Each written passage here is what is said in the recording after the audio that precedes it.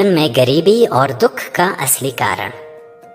जीवन में गरीबी और दुख के कारणों की खोज और समझ एक जटिल विषय है जिसमें कई सामाजिक, आर्थिक, मानसिक और सांस्कृतिक पहलू शामिल हैं।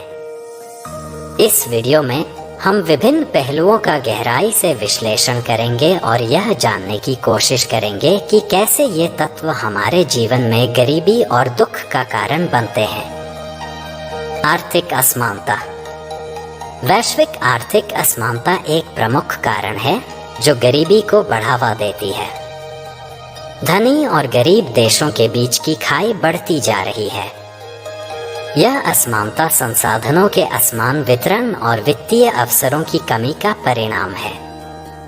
विकासशील देशों में उच्च बेरोजगारी दर और निम्न आय स्तर आम समस्याएं हैं जो गरीबी को बढ़ावा देती हैं। देश के भीतर आर्थिक असमानता।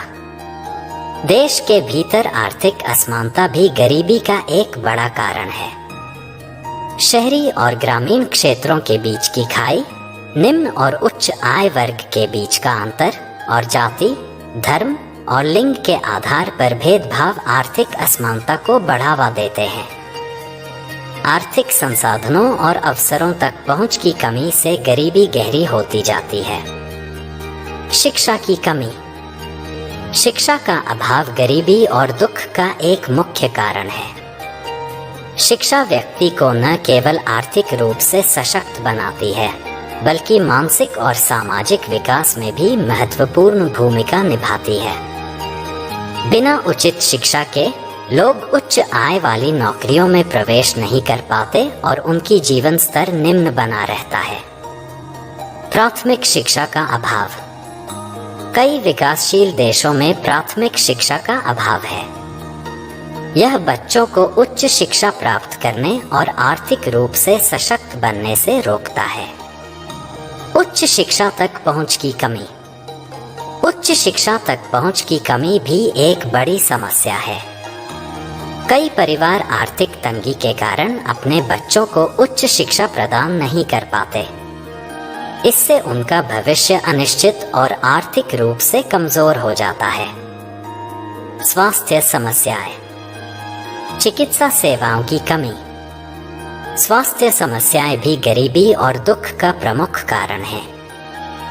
चिकित्सा सेवाओं की कमी विशेषकर ग्रामीण क्षेत्रों में लोगों को बीमारी और शारीरिक कमजोरी के कारण आर्थिक संकट में डाल देती है। चिकित्सा खर्चों के चलते कई परिवार कर्ज में डूब जाते हैं। मानसिक स्वास्थ्य। मानसिक स्वास्थ्य समस्याएं भी गरीबी और दुख का कारण बन सकती हैं।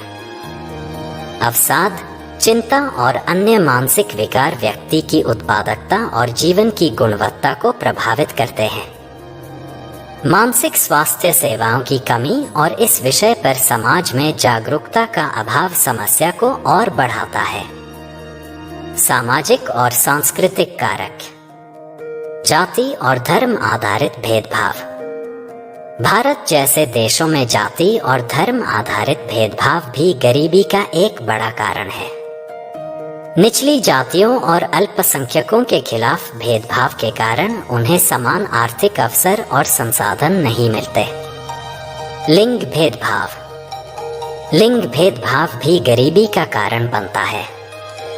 महिलाओं को अक्सर पुरुषों की तुलना में कम वेतन मिलता है और आर्थिक संसाधनों तक पहुंच की कमी होती है। सामाजिक परंपराएं और प्रथाएं। कई बार समाज में मौजूद परंपराएं और प्रथाएं भी गरीबी का कारण बनती हैं। जैसे कि बाल विवाह, दहेज प्रथा और अन्य सामाजिक कुरीतियां लोगों को आर्थिक रूप से कमजोर बनाती हैं। सरकारी नीतियां और भ्रष्टाचार। सरकारी नीतियों की कमी।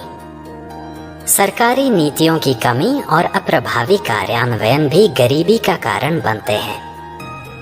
यदि सरकारें गरीबी उन्मूलन के लिए उचित नीतियां नहीं बनाती और उन्हें प्रभावी ढंग से लागू नहीं करती तो गरीबी का स्तर बढ़ता ही जाता है। भ्रष्टाचार। भ्रष्टाचार भी एक प्रमुख कारण है। भ्रष्टाचार के कारण गरीबों तक सरकारी सहायता और संसाधन नहीं पहुंच पाते। यह आर्थिक असमानता को और बढ़ाता है और गरीबों की स्थिति को और बदतर बनाता है। प्राकृतिक आपदाएं और पर्यावरणीय समस्याएं। प्राकृतिक आपदाएं जैसे बाढ़, भूकंप और सूखा गरीबी का बड़ा कारण बन सकते हैं। ये आपदाएं लोगों की संपत्ति और संसाधनों को नष्ट कर देती हैं, जिससे वे आर्थिक रूप से कमजोर हो जाते हैं। पर्यावरणीय समस्याएं।